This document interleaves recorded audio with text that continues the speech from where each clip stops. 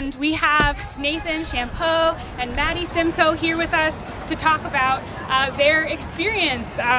Even though they didn't come out ahead in this game, that was 14-10 BFG, they surprised probably almost everyone by even making it here in the first place with an incredible season. So I'll just start off. What does it mean to your team to be at this stage and to make it so far? Okay, I'll go. Honestly, it's been kind of crazy of a narrative we've had because we almost lost to you kind of like this, then we came back, and then we had so many universe points. It's kind of just been game by game, really. Yeah, I like following off of that. I think our team has worked incredibly hard the whole season. Everybody's put insane buy-in. That's really where our success comes from because we have so much depth on this team. It's truly a pleasure to play with all these people. I love that, and the camaraderie is very clear with some loud fans in the sidelines too. So you faced up against a lot of big names who have been here year after year after year. What was the mentality going into those games as a team that really was a dark horse in this tournament? Can I start with this one? I think that because there was really no expectation for us. No one really thought we were going to make it this far. That we except us, of course. All the outsiders doubted us. That's fine. Proved them wrong, but we really kind of took that as a fire and was like, let's just play every game to our hardest. Let's see what we got. Let's see how we can compete against these teams. Yeah. And I think, like, both on the men's and women's side, either shutting down, making big plays, like, it didn't matter the name of the player. I know I can even get caught up on that. I'm like, oh my gosh, it's so-and-so, like, oh, like, you're a legend. It doesn't matter. You're just playing a game of Frisbee. It's a business trip. It's a business trip, truly. All of our prior business trips have been in Ohio, so it's kind of cool being out here. Yeah. Sweet.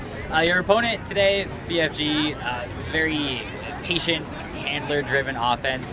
What was your defensive game plan to stop it, and how do you see that playing out in this game? It was great. They were the first team we could finally be like, okay, just force them deep. And they took us the ringers, you know, a lot of break side throws. They had a lot of inside shots. It pushed. I can see why they did very well against all the other teams we played against, because it's a different format of playing. Yeah, adding off a skunk with the kind of forcing them deep, but always sticking to our roots of what our defense does well. We've had our defense big breaks all year long because they know how to work together. They know how to play great team defense. So I think sticking to that as well. Yeah. You know, after your semifinal win yesterday, one of the big stories was a disparity in touches between men matching and women matching players on your team. I think today it was much more even. We haven't seen the full stats yet, especially Madeline, you're really involved in the offense. She's a baller. Was that something that your team talked about, or was that part of the game plan that changed today? I got it. So our team kind of focuses on what we can put in at the game specifically. I forgot who said this stat, but I think two of the top women's players on Noise had like 10 goals each game, like the two of them combined. And then the game against us, they had what, like two, like they're +2 or for something, and then -6 for something else. So, and that game was more just like, okay, ladies, like shut them down more so. And then, yeah, we just. Yeah, I think on top of that, hitting open hands is definitely important. The equality of who touched the disc is important, but like say last game, I personally even felt like I wasn't getting touched on the disc because they were playing good defense. But you also need to look at the flip side of our ladies playing that great defense and shutting them down. So the touches may not be there on offense, but they are still a massive contributor to this team. Hey guys, I think obviously you represent like a really unique community. You come from a part of the country that probably doesn't get as much notice as it should for the ultimate that's there. It's a really unique college that graduates on your roster, people from schools that probably are not playing in finals and nationals all the time. What's the support been like? What's it felt like at home? The people that are here, like what's it felt like to get to represent Michigan from in and around? Give me this one. So currently still in college, which is great because I have all my teammates back at school cheering me on, and I just love going through the group chats after, and I'm even gonna get emotional after this because there's so much support from even the people that showed up.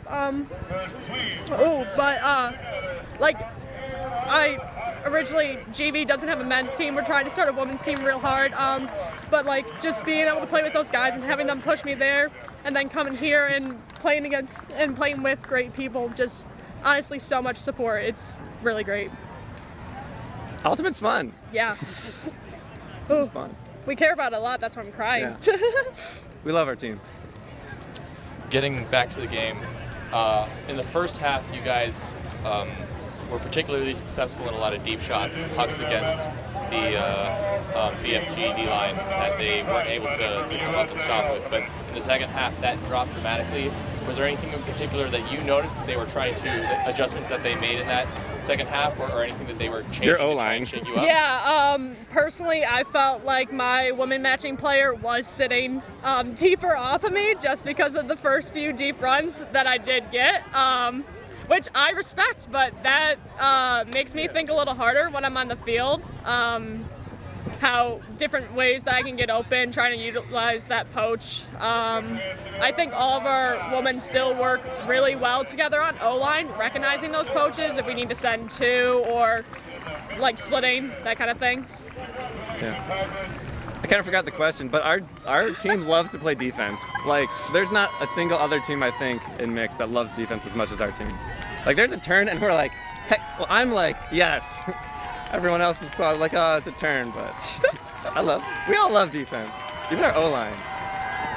So Lukash already asked this question a little bit, but like the history of Michigan Ultimate, like Flywheel has been to the finals before, and that's really about it. And the women's division goes back to us. So what does it mean to be, this is part one of a two-part question, what does it mean to be this high level for Michigan Ultimate? You got it. I think we did a good job condensing Michigan talent a little bit. We still didn't there's still a lot more pieces that can come into play, which I feel like will come into play now with, we have some pull, I feel like now. But I don't know, we're just playing Ultimate. That is the second part of the question. What's the future like for this team now with this success? Yeah, I was gonna say, there is a lot of young talent on this team, as well as, again, the pull that we will be getting. So just seeing who really wants to be a part of, again, the buy-in. It was so huge this year. Everybody was here for it, and I think a lot of people are going to be like, yeah, that looks fun. Like, I want to play for that team. It's a fun team. Oh, yeah. She is the future, though. You got to watch out for her. Madeline Simcoe. Know the name. Oh, well, you already know Skunk's name, so we're good there. That's a great segue, actually. What other names should we be looking out for from your squad? From our squad? Going forward, who's the future of Michigan Ultimate other than Madeline Simcoe? Well, I think James Hill had an incredible game yesterday. He's the same age as I am. We're still babies in college. But Who else? I always enjoy playing with Maya Hernandez and Britt Wright on O-line. You guys know Justin Perticone as well, had a great game yesterday. He's one of my GV boys that we practice those reps. We practice those deep cuts in our free time. There's a lot of people. Oh, yeah. Honestly, it's more so team chemistry. We don't have too many like one-person stars. It's just our team bonding. Yeah. Love that. Well, I hear you all are taking a team picture in a minute. Any last thoughts before we close? Super fun game. Like, just great to be out here. Great to be in Southern California in this beautiful weather. Don't really want to go back to Michigan right now. I want to thank God, my family, my friends, my teammates. Thank y'all. Thanks for hosting this. We really appreciate it. Yeah, seriously. It's fun. Thank you to incredible work. Many congratulations, and we're excited to see the future of both of you and your team. Thank you so much. Yeehaw. Appreciate it. Thank you. Okay.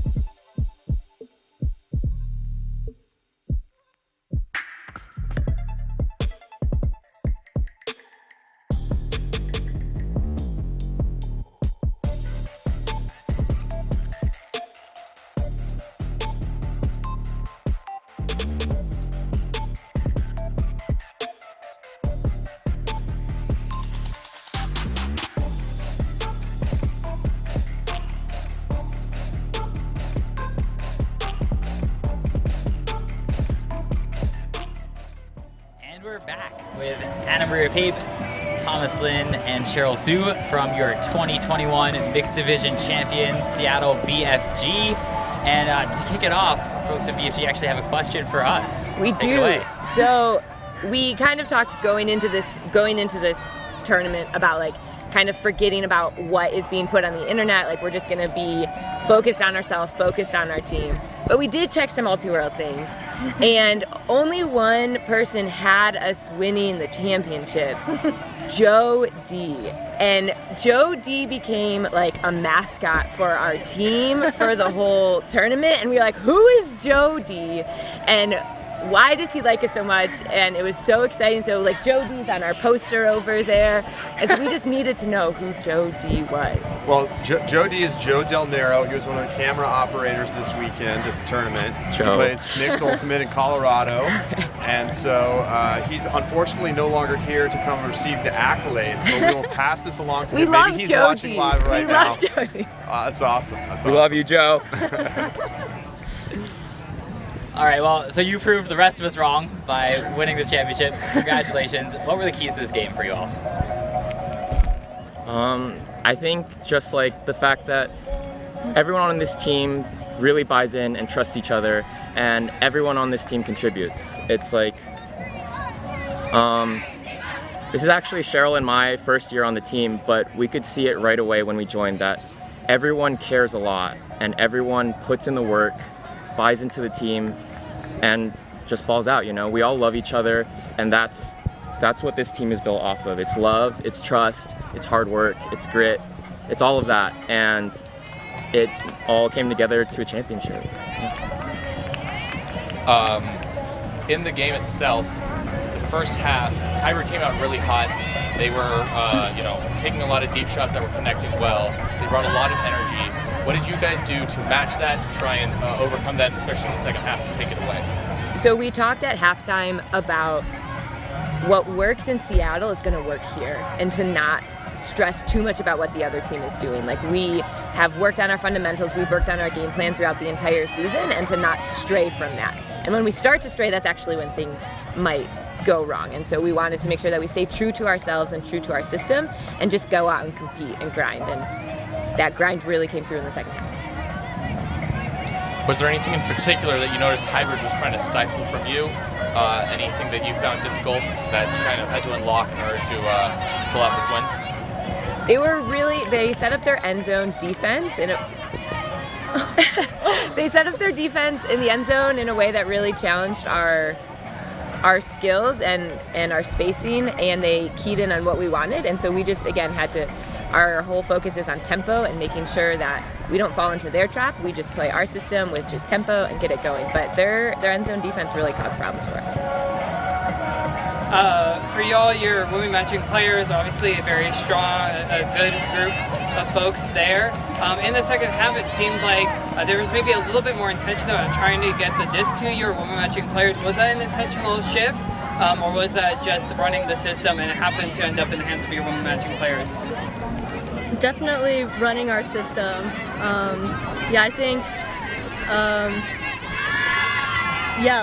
I think that's what we've been practicing the whole season, and the first half was a little shaky, but yeah, like when we run it through our women matching players, it works. I called our team out at halftime about not using our women. I called the Stratcom out, and I was like, let's go, and it worked in our favor. It's always important to call those things out, and amazing when you can make those adjustments, so kudos.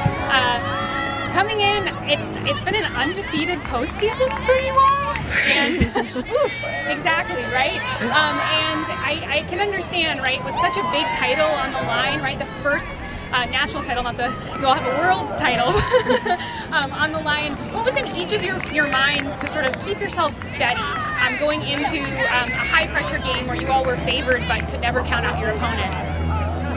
Do you want to talk about your mentality? Sure. Well, for me, I think it's just focusing on what we can control and taking things one step at a time. When we're down, like earlier this tournament against Love Tractor, we went down a lot in the first half. As a D-line player, we needed to make a run to get back in it, but we talked, and my mentality was 1 point at a time. All we need is one break, and that we trust each other. It's just like what I said from the beginning. It's like we trust everyone on our team to step up, and if we take it one thing at a time, it's going to work out.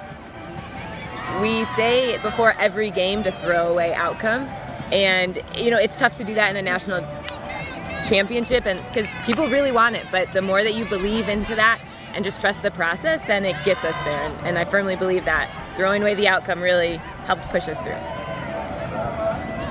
I want to go back to before the game. Obviously, you're coming off yesterday, a very intense, emotional semifinal against your crosstown rivals. How do you refocus, and look at this game as a bit of a fresh start? We were really excited to play someone new. Yeah. It was so exciting to play someone new. Because when we went to Pro Champs, we played teams, and we played a couple of those teams again here at Nationals. And so the fact that this was a brand new team made us all feel like excited and just happy to just have a new opponent. And so I think when we were just focusing on that, it was like, it didn't really matter. Yeah, I think we're just thankful for the opportunity, Like, first of all, it's a national title game. What a treat, But it's also just one more game with this team. We're so thankful and appreciative of the fact that we were able to come out here and play this year after a long time away from this sport, and it's been a blast to be here with this team. So it was just a great, exciting opportunity for one more shot with this team. Was there any point in particular this game that really stood out to you as the turning point where you felt, now we're in this, now we're not, like the end is in sights? Any particular big play that really comes to mind? His defensive pressure on the handlers. We had been trying to put a lot of pressure on their men handlers, and it just we got it going in the first half, and then that second half, oh my goodness, his play and the pressure on the handlers, I feel like that's when the momentum started to turn our way. I will say our teammate Jennifer's help D or D down there, or her scores down there, really hyped us up as well, especially against another male matching player, and she was able to complete stuff. It's awesome. Yeah, I also want to highlight Cheryl's huck in the first half. Our offense was getting a little compressed, and Cheryl just stretched the whole field. Yeah, her huck to Leah, one of our captains, that really opened up the offense. That really amped me up. And like Amp here was saying, it was just the pressure on the handlers. I think Connor Lucas on their team was someone we were keying in on. He's a really phenomenal player. He was making some plays on me, but he got me around a few times early in the game, and I think it was 7-7 going in, point for half. I put a hard around force on him, and we forced an early turn, and that's when we broke for half, and that's when the momentum started going our way. Amp, this question might not be for you, but for the rookies, what has the team identity been for BFG that you have come into this new system, and what is different about this team compared to some of the others you've played for? It's a good question. I think it's just a lot of trust and just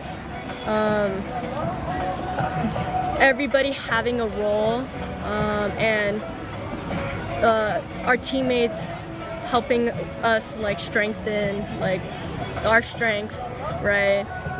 Just making us feel really confident. I think anything we do is even if it was if there's a mistake, our teammates brings us up every single time, and it's awesome. Yeah, I want to shout out the equity committee on our team. They do a lot of great work with our team, with focuses both internally and externally to try to be a better group of people. And one theme internally is to empower every person on our team to be our fullest, freest selves. And it just feels really great when everyone works together to try to reach that outcome. So, yeah. And this question is for you. Obviously, BFG won the 2018 Worlds title, but hasn't made it back to a championship game since then. What does it mean to be working hard all those years and finally getting back to the spot?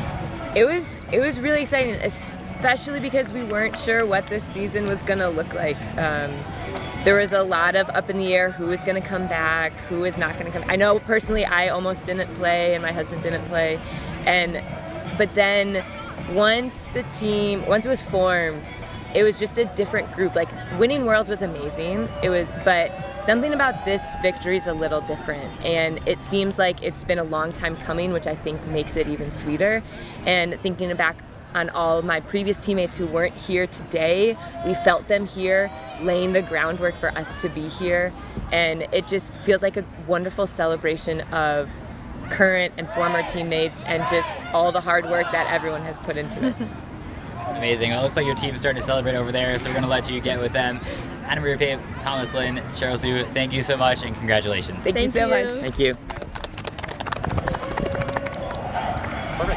Thank you so much. Thank you. What's your question?